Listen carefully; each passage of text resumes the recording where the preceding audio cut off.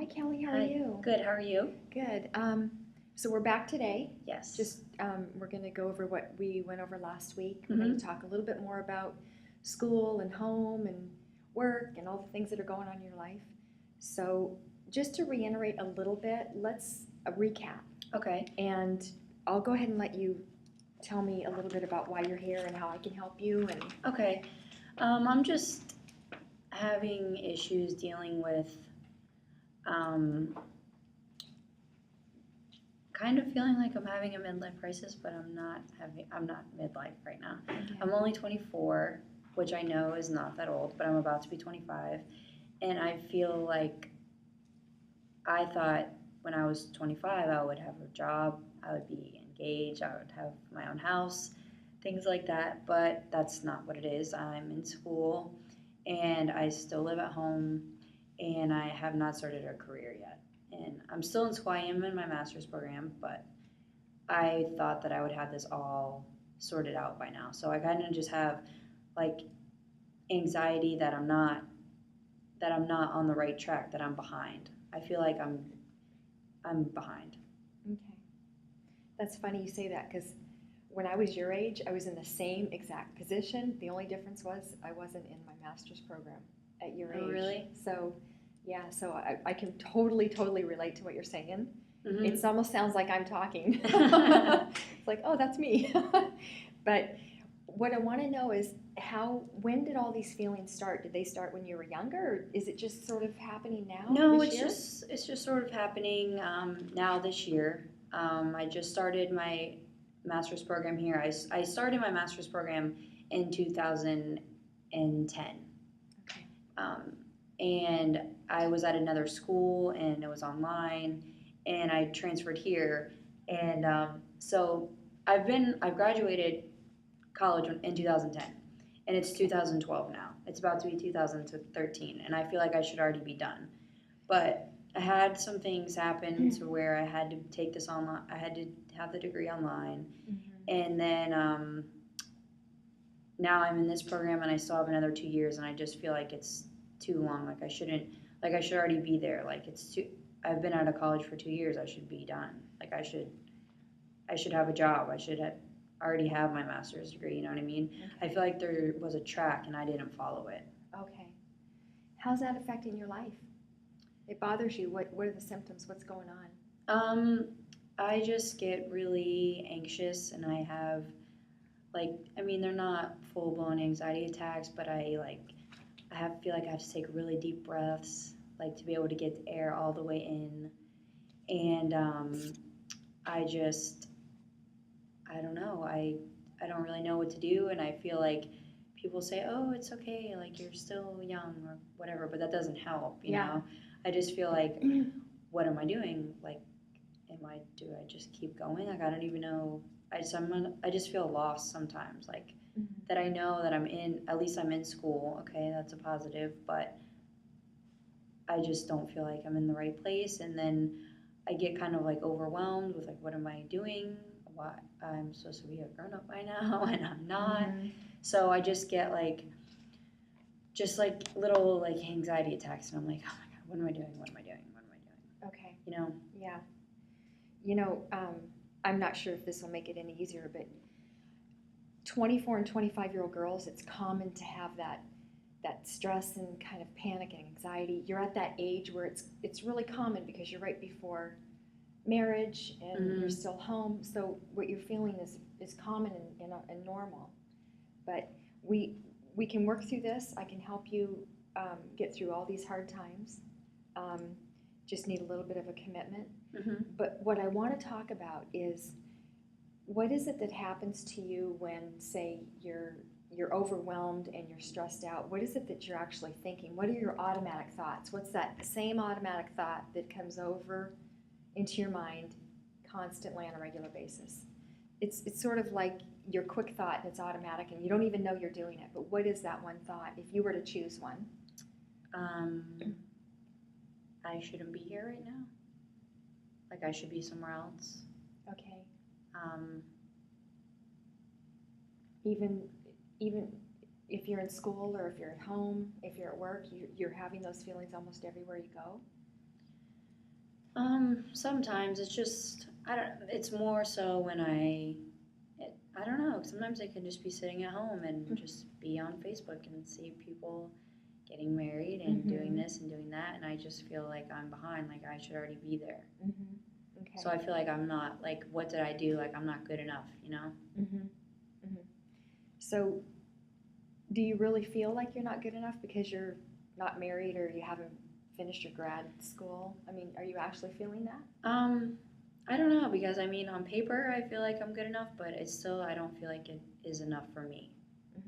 So I myself, I don't feel like I'm good enough. Can you tell me a little bit about your background in relation to why you might feel like you're not good enough? I mean, I've just kind of always had issues with being a perfectionist and not a lot of self-confidence, things like that. I've never really been that much of a confident person. Okay. Can you tell me about what the perfectionist part? What are you saying when you say that word? I mean, pretty much with it goes with anything. Like in school, I want to get good grades. And it kind of relates back to my plan. Like I feel like I should have, like, the perfect plan would be for me to graduate, get a job, and I didn't do that, so Okay. it bothers me. Okay. But as far as like perfectionist, you don't have all your clothes a certain way and your drawers are all full. No. Okay, it's No, more not like that. emotional. It's an emotional. Yeah, Okay. and more like with performance, not so much Okay. like organization Mhm. or things like that, or like cleanliness or like things like Okay. that. Okay. It's just more like performance, like Okay. school and just things like that. And when you were younger, as far as performance, were you competitive in any way as a child? Did you do a lot of very competitive things? I was competitive, but I would just be so upset if I lost. Okay.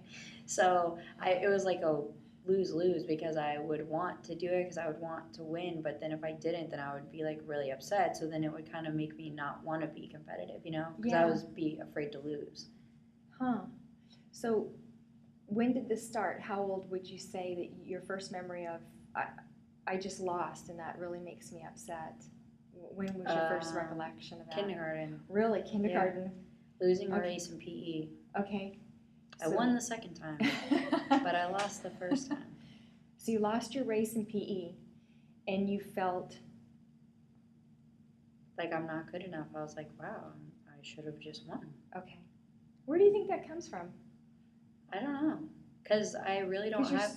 I don't have parents. I don't, like, my parents aren't like really strict and really, you know, like demanding and expect me to always be perfect. They would be happy with anything I did. Yeah. I don't know where it comes from. I think it's me, it's myself. Yeah. It's not them. They didn't impose it on me. Mm-hmm. I'm always enough for them, but it's just never enough for myself.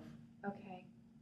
And so by feeling like this emotional perfectionist, or not having the confidence that you need, if you were to say on a scale from 1 to 10, how much does it really affect your life on a scale from 1 to 10 on a daily basis, on a scale from 1 to 10? Probably an 8. So an 8. So your core belief is that you're not good enough. Yeah. And you're too much of a perfectionist because it's really affecting your life. I mean, number 8, that's pretty high. Yeah, it's pretty much all the time. That says a lot. It has to do with everything. I'm like, everything. About being late, about just anything, about being prepared, like about everything. I'm just always so fixated on, I can just never really like relax because I'm always trying to do the best that I can, and I never feel like it's enough, even if it is the best, you know? Mm-hmm. So yeah, I guess my core belief would be that I'm not good enough. Mm-hmm. I think deep down I really do think that. And as far as symptoms, it's just when it gets at its worst, it's just the feeling like you're not getting a deep enough breath. Yeah, I just feel like I can't catch my breath, and Okay. I get really irritable.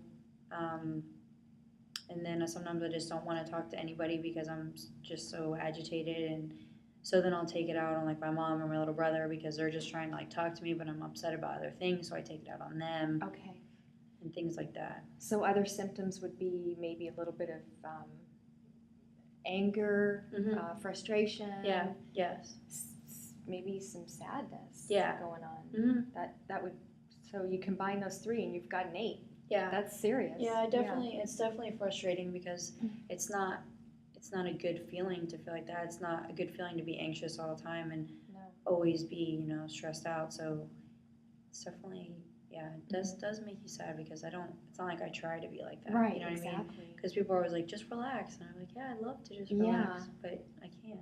You can't. You can't because it's the core of who you are. Yeah. But, so I've kind of learned a little bit about your automatic thoughts and your intermediate thoughts and your symptoms and how you're feeling and everything that's going on. Your core belief, that's pretty intense, and that's an 8, so that's pretty serious. I mean, that's serious stuff. Mhm. But I really feel like I can work with you. Mhm. I think I have enough information that when you come in again, we're going to go deeper into the core belief part.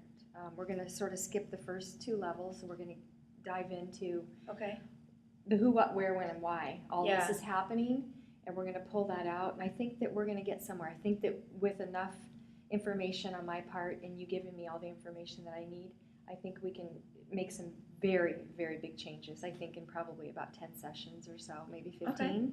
Perfect. Yeah, so we'll see you next week. All right, And we'll well, continue. Thank you. Okay, thanks.